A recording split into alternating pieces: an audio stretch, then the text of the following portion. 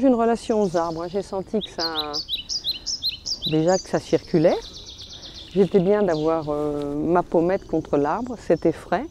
Et puis rapidement, j'ai senti que, comment dirais-je, mes battements de cœur correspondaient à ces battements de cœur. Il y a quelque chose qui s'est ajusté, qui était très paisible. Je viens de me serrer contre un arbre pour ressentir, après je sais pas moi.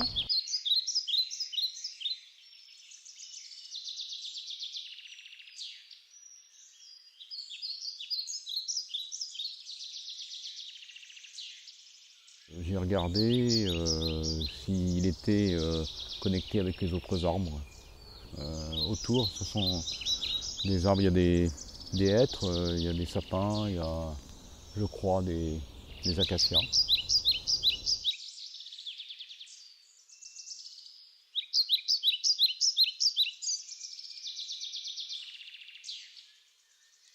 Je me sentis plus à l'aise. Enfin, je me suis détendue parce que j'arrêtais pas de courir.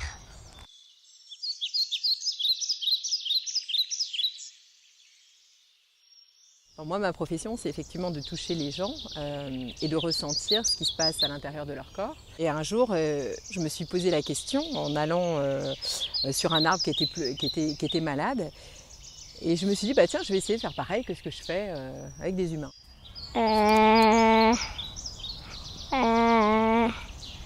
C'est comme avec un être humain. Et encore plus, ici c'est plus subtil parce qu'il ne demande rien.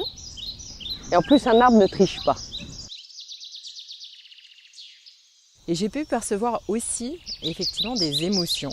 Là, en l'occurrence, c'était plus lié à une peur, comme s'ils étaient terrorisés. Mon père coupe les arbres régulièrement, les tronçonne, etc. Pour les élaguer, comme il ne sait pas les couper, il les coupe un peu comme il veut. Et puis, il faut toujours les couper parce qu'il a toujours peur que ça prenne trop d'ampleur. Mais en fait, il ne respecte pas l'arbre.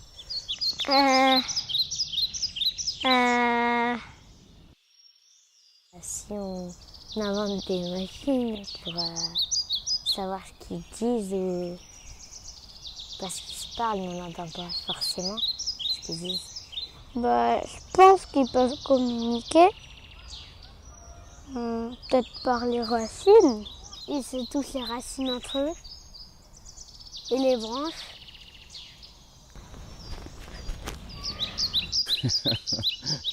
J'aimerais bien qu'ils parlent entre eux, voilà. Ça les rapprocherait peut-être un peu de nous, quoi, finalement.